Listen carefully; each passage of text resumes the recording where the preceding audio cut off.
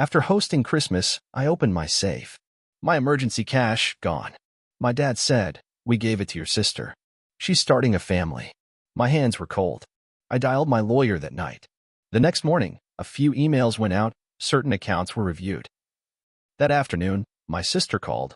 "What did you do?" I just said, "You might want to check your inbox." Christmas was supposed to be quiet this year. I hosted for once, not because I wanted to show off, but because I thought maybe, if I brought the warmth, they'd remember how to hold it. I cooked. I cleaned. I bought gifts for nieces and nephews who barely remembered my name. My dad sat at the head of the table like a statue in corduroy. My sister floated through the room taking photos for her stories, and my mom, she was busy whispering behind folded napkins, too distracted to ask how I was doing. No one thanked me. Not for the food, not for the house, not even for letting them stay an extra 2 nights when their plumbing suddenly broke. I smiled through it. I let it go. I thought maybe if I didn't make it about me, they'd see me anyway. They didn't. It wasn't until everyone had left, when the last of the pine needles were vacuumed and the wine glasses stacked in the dishwasher, that I went to check the safe. Not because I was worried, just habit. Just something I did when the house emptied and the silence crept in. The combination clicked softly. The doors swung open. And the cash was gone. Emergency money. $14,000. Not retirement funds, not investment, just safety. The kind of money you keep in case the world forgets you. And it had. I didn't panic. I didn't shout. I just stood there, staring at the empty space like it might apologize. That's when my dad walked in, drying his hands on a dish towel like he lived here. "We gave it to your sister," he said flatly. "She's starting a family." My hands went cold. Not, "We borrowed it." Not, "She needed help." Not even a warning. They opened my safe, took my emergency cash, gave it away, and didn't think I deserved to know. I didn't say anything. Just walked to the hallway, sat on the bench by the coat rack, and pulled out my phone. One call. My lawyer answered on the second ring. "Evening," he said. "Something wrong?" I told him what happened. He paused, then said, "I'll start the paper trail tonight." I nodded, even though he couldn't see me. Hung up. The next hour was a blur. A few emails went out. Certain accounts were reviewed. Quiet things. Cold things. Nothing dramatic. Not yet. That afternoon, my sister called. Her voice was sharp, frantic, already half crying. "What did you do?" I didn't raise my voice. I didn't even sigh. "You might want to check your inbox," I said, and hung up. She texted again, then finally. "You're blowing this out of proportion." It was just sitting there. Like emergency funds materialize out of air. Like safes open themselves. I sat still. Coffee gone cold. Laptop glowing quietly on my desk, email threads expanding by the minute. I wasn't replying yet. I was remembering. Not just this theft, but all of them. The safe wasn't a betrayal, it was confirmation. Of a pattern too deep to ignore. And once you see it, you can't unsee it. A week before her wedding, my card was charged $9,800. You don't have a spouse or kids, might as well make yourself useful. The bridesmaids laughed. She smirked. I smiled back and replied, "Then I hope you find me useless real soon."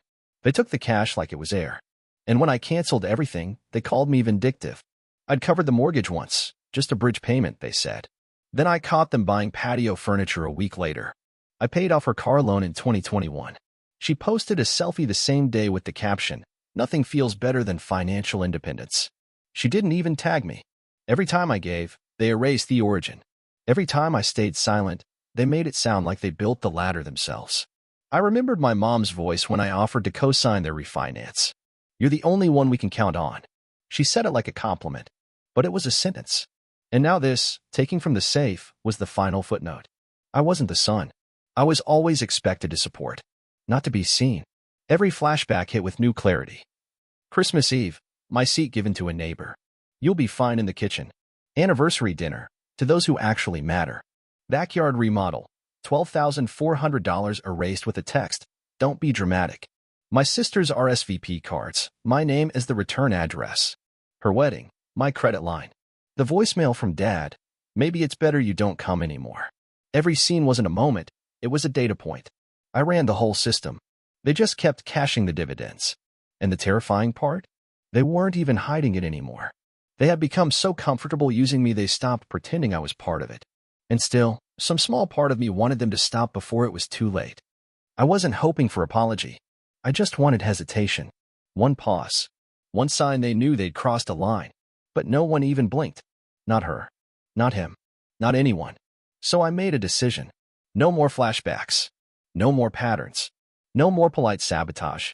I was done being useful. I wasn't going to argue. I was going to move on and let them face the gaps they never noticed.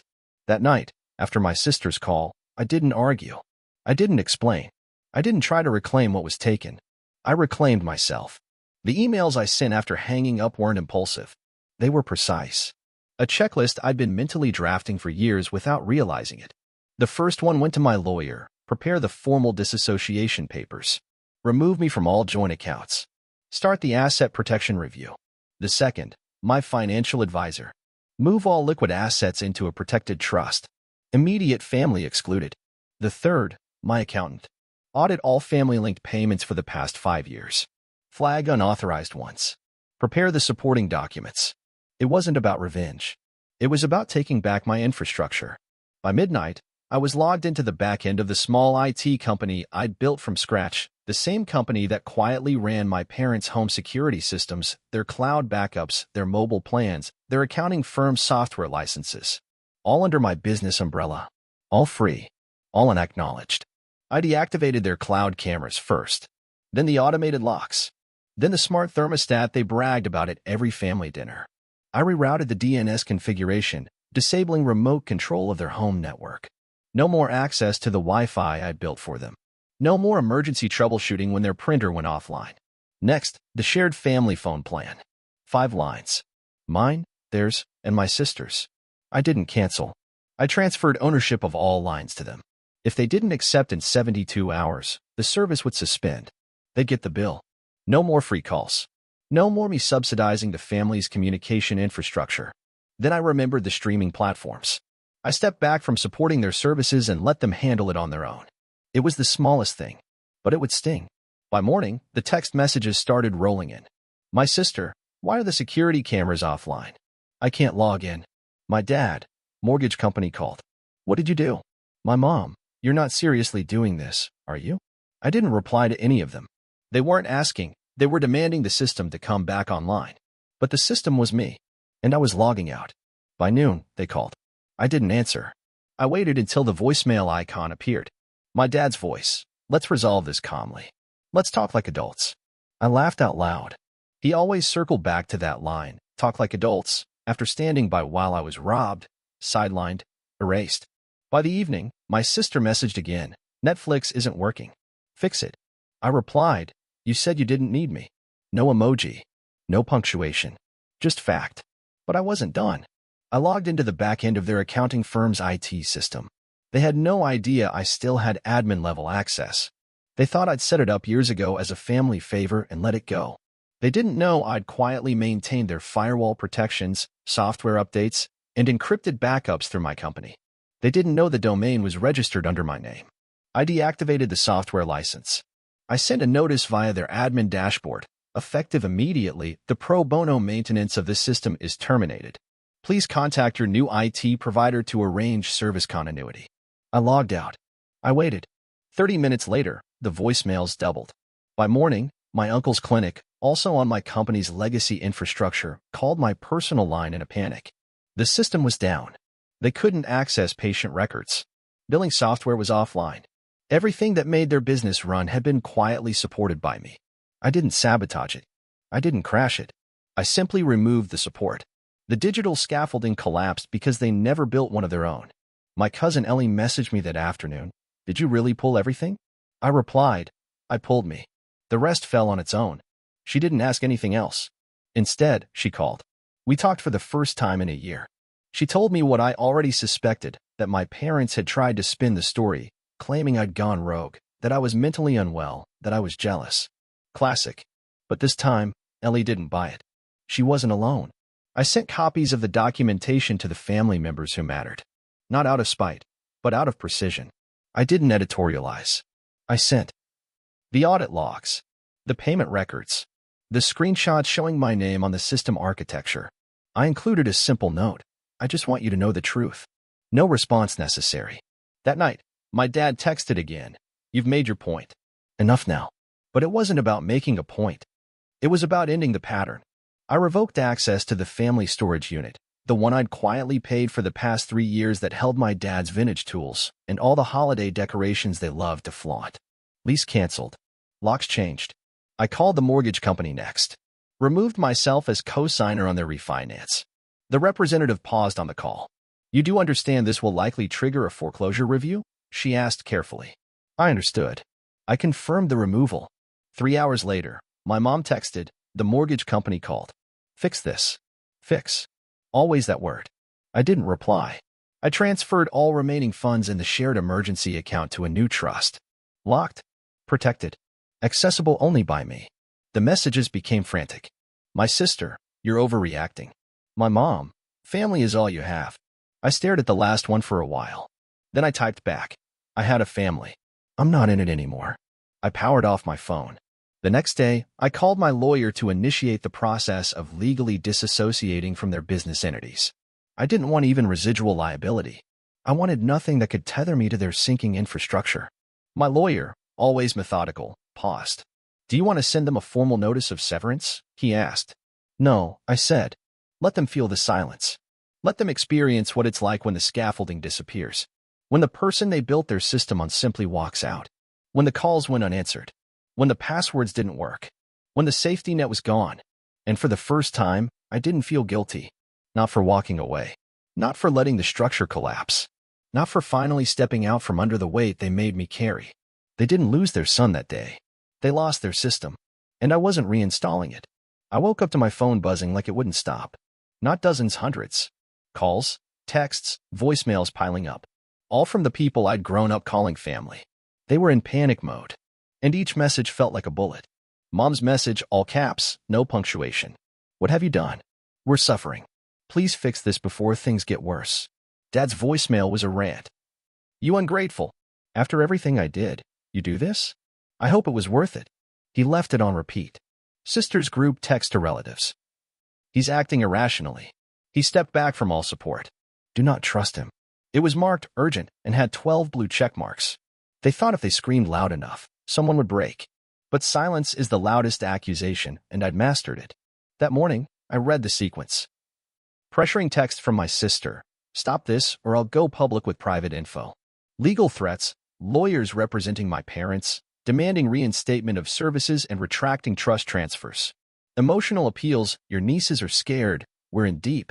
We need our home back." Everything I expected. Predictable. Systematic. Yet, they all started from one space. Fear. Fear of accountability. Fear of losing what they took for granted. I didn't respond. I didn't debate. I observed. An hour later, my lawyer forwarded the official cease and desist from my sister's attorney, demanding I cease any disruption of services or face injunctive relief and unspecified consequences. He added, "They will sue if necessary."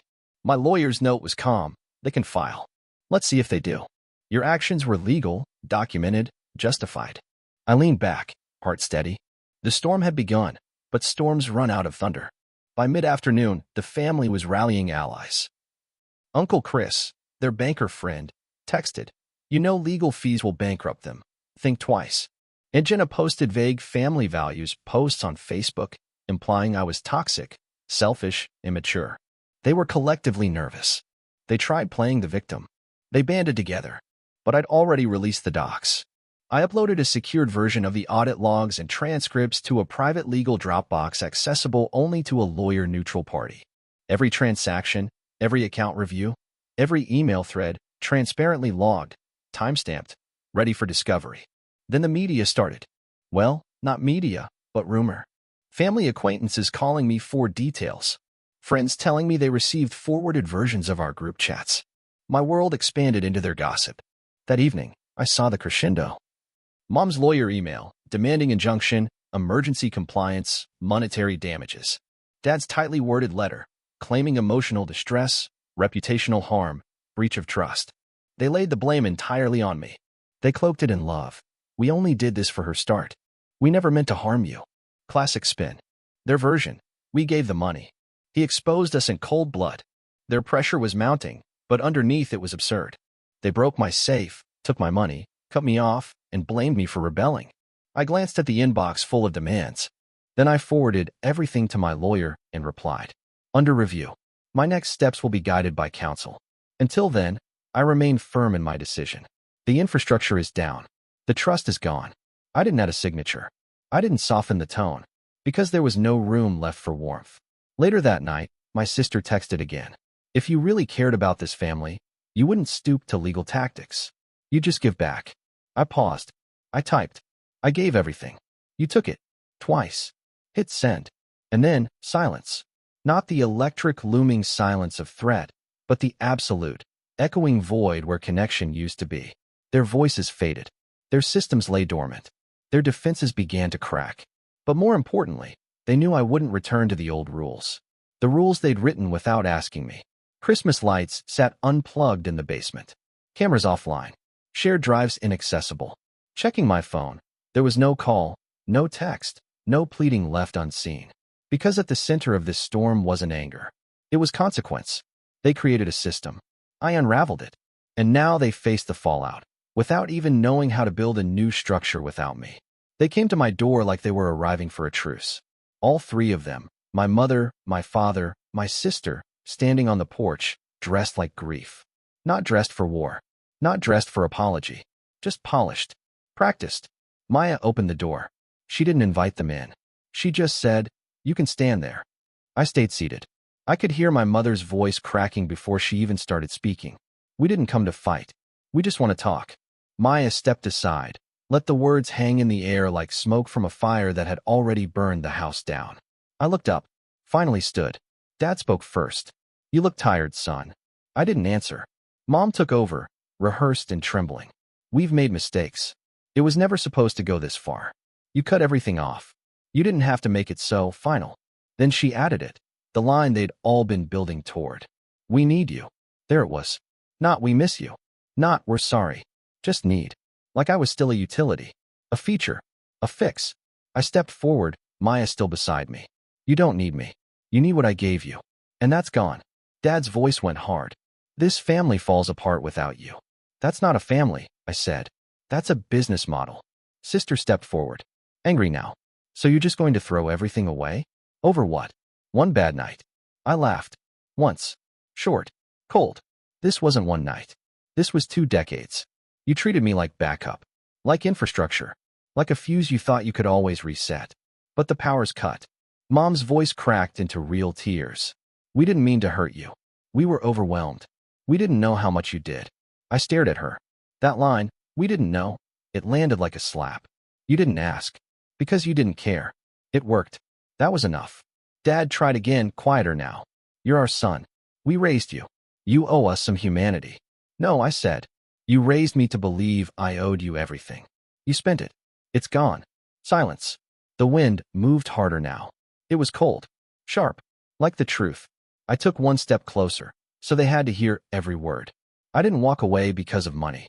I walked away because you never saw me. Just what I could provide. I looked at my sister last. You didn't just lose the perks. You lost connection. Then I looked at all of them. You weren't cruel. You just didn't see me. And I'm done paying the price for it. Maya closed the door slowly behind them. They didn't knock again. I stood in that silence. And for the first time, it didn't feel empty. It felt clean. Clear. Final. They didn't cry when they left. They didn't beg. They just stood there, stunned. Because they realized the one thing they never expected. That I could leave. That I wouldn't come back. That I meant it.